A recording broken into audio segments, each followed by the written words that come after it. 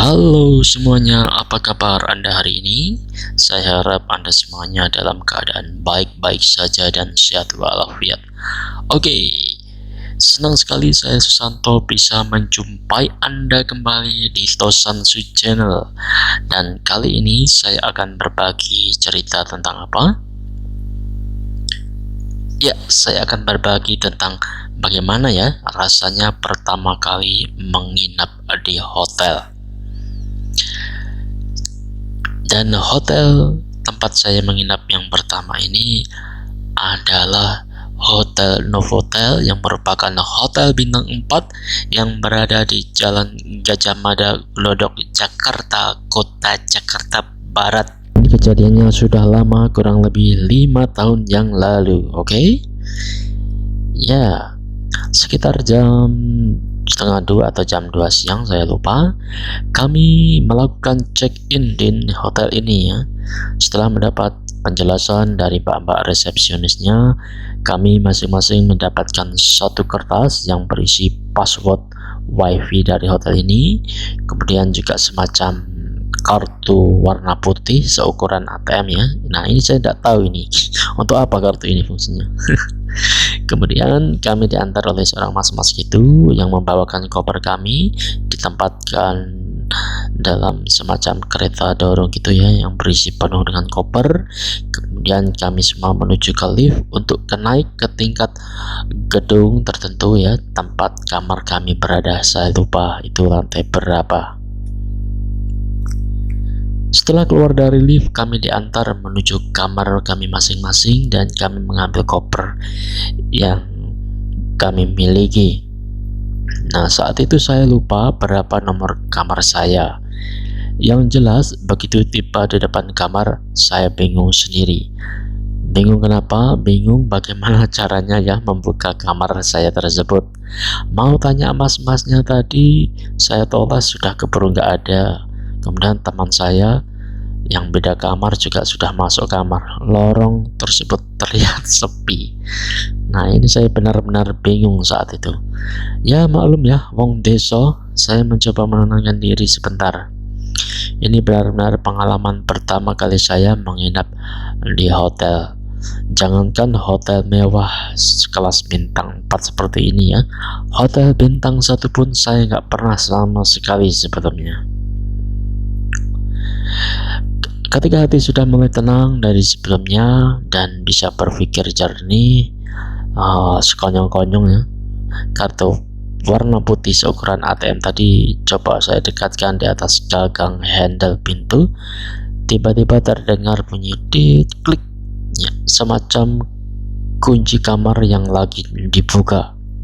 Kemudian pelan-pelan gagang handle pintu tersebut saya pegang, lantas saya tekan ke bawah mentok dan sedikit saya dorong ke depan, dan akhirnya pintu kamar saya pun bisa terbuka. Hehehe, dasar katrok ya, kelihatan banget kalau bang desa ya. Begitu saya bisa masuk kamar hotel dan pintu saya tutup kembali, refleks pertama saya adalah mencari di mana keberadaan saklar lampu kamar untuk menyalakannya. Nah, di situ saya melihat ada semacam saklar tunggal yang ada di tembok yang dekat pintu.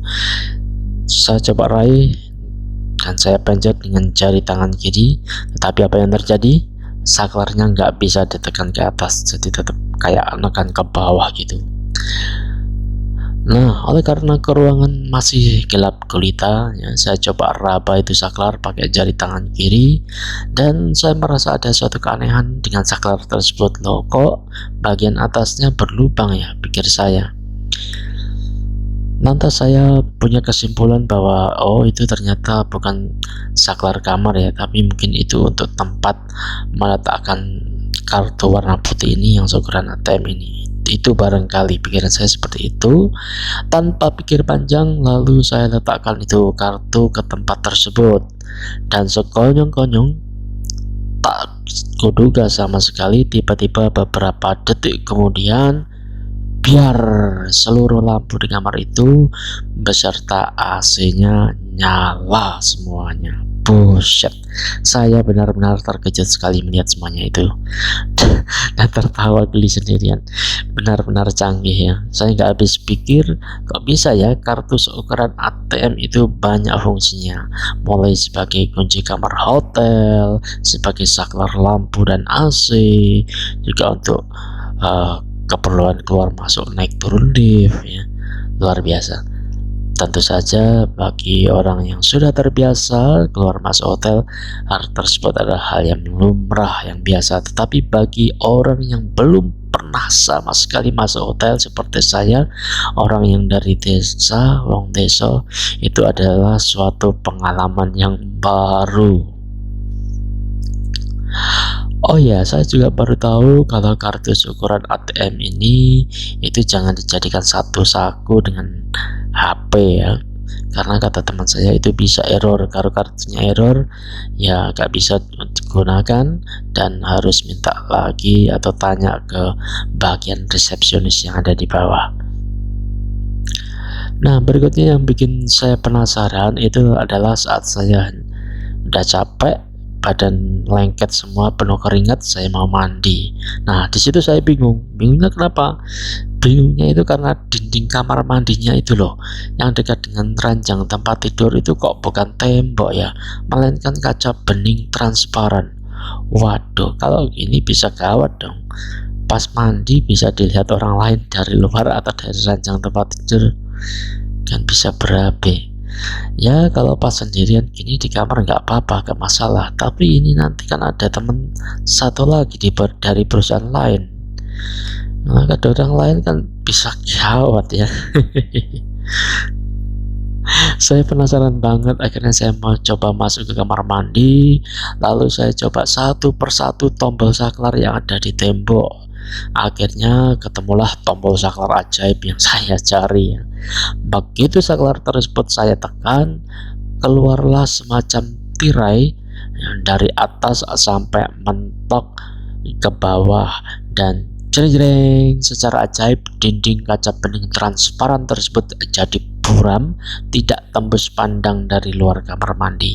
Itu pun sudah saya buktikan. Saya keluar kamar mandi, saya lihat dari dekat ranjang tempat tidur saya dan tak kelihatan. Nah, kalau sudah begini kan jadi nggak was-was lagi ya kalau pas mandi. Dasar katra ya saya ini. Nah, maklumlah wong desa. Berikutnya yang bikin saya ketawa malu sendirian adalah penggunaan shower saat mandi. Ya, di situ ada keran untuk air dingin dan air panas. Nah, karena belum terbiasa, belum pernah sama sekali ya, inginnya air hangat malah yang keluar kepanasan ya. Memang saya orang desa dan di rumah desa tidak ada pakai shower, kamar mandinya nggak pakai shower dan pemanas air. Yang ada adalah pakai gayung dan bak plastik buat nampung air. Kalau ingin mandi air hangat ya rebus dulu di kompor ya. Ya memang agak kikuk karena belum terbiasa dan sedikit bingung dalam penggunaan shower untuk mandi ya. Selanjutnya yang bikin saya ketara kalau saya ini, wah ini benar-benar wong desa ialah pas saya mau ngecas HP. Nah, semula itu saya bingung, saya cari colokan listrik untuk yang kosong itu kok nggak ada sama sekali, semuanya terpakai. Heran saya, akhirnya dengan terpaksa salah satu jack kabel lampu yang ada tiangnya itu ya, yang dekat dekat ranjang tempat tidur, saya copot biar bisa ngecas HP, ya copot sementara. Nah, saya baru tahu letak daripada tempat untuk ngecas itu secara nggak sengaja ketika meja yang ada di kanan dari letak TV itu juga ada kursi. Saya mau pakai laptop, makanya saya butuh juga buat ngecas ya, mau ngecas laptop. Nah, di situ saya cari-cari di mana sih letak tempat untuk colokannya ini ya. Kemudian saya raba-raba, ternyata di dekat box TV itu ya, yang kayu gitu, nggak sengaja akhirnya kegeser, dan disitulah rupanya tempat persembunyian dari colokan listrik itu. Di situ banyak sekali jenisnya ya. Ada yang lubang 2, ada lubang 3, ya standar internasional lah gitu. Oke. Dan ini adalah pendapat pribadi saya sendiri ya, tentang pengalaman unik selama menginap di hotel untuk pertama kalinya. Yang pertama itu pasta giginya ukurannya kecil ya. Panjang dan ukurannya itu seukuran jari kelingking tangan. Ya memang cukup untuk sehari, dan selalu tiap hari itu diganti dengan yang baru. Sabun mandinya pun juga gitu, yang kecil diwadai plastik itu semacam sabun mandi pelok gitu ya, itu pun tiap hari juga diganti. Handuknya tebal dan panjang sih ya, oke punya. Namun karena saya belum tahu ya, sehabis mandi gitu ya saya pasang lagi di tempat semula di mana handuk itu diletakkan. Nah saya tidak tahu kalau habis mandi itu ya biarkan aja, letakkan di lantai, nanti akan diganti yang baru sorenya. Karena benar saja ketika saya tidak tahu itu ya, tidak diganti, esokan harinya ya akhirnya saya biarkan saja di handuk yang basah itu di lantai, dan sorenya ketika pulang dari pelatihan handuk yang udah baru pun diganti ya. Oke, ini pendapat saya ya, pengalaman saya. Terus mengenai jatah air minum ya, air minum dalam botol kemasan itu diletakkan di dekat wastafel ya. Satu hari satu botol, ukurannya sekitar 600 ml ya untuk satu orang. Jadi di situ ada dua botol air minum karena memang untuk 2 orang satu kamar itu. Nah, di dekat alat termos pemanas air yang dicolokkan listrik seperti teko itu ya, di situ ada gula, kopi, teh yang dikemas dalam bentuk sasetan yang praktis.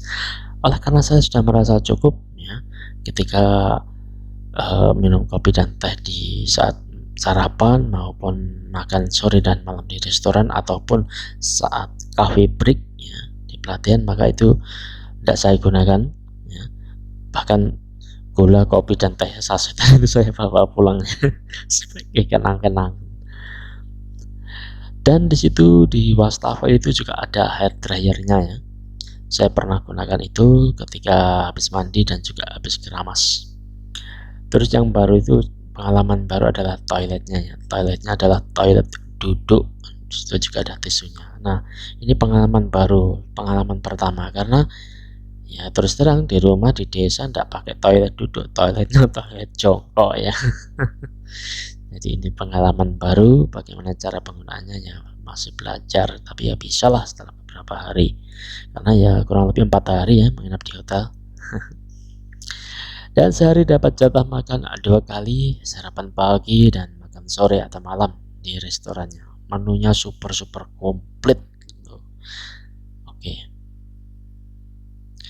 Oke, itu tadi cerita saya tentang pengalaman pertama kali menginap di hotel, apalagi di hotel mewah bintang 4 ya, yang ada di Jakarta. Terima kasih Anda sudah menonton video ini mulai dari awal hingga akhirnya, dan apabila ada kata-kata saya yang salah atau kurang berkenan, saya minta maaf yang sebesar-besarnya. Sekali lagi terima kasih Anda sudah menonton, dan sampai jumpa lagi di video-video saya selanjutnya. Oke, bye bye.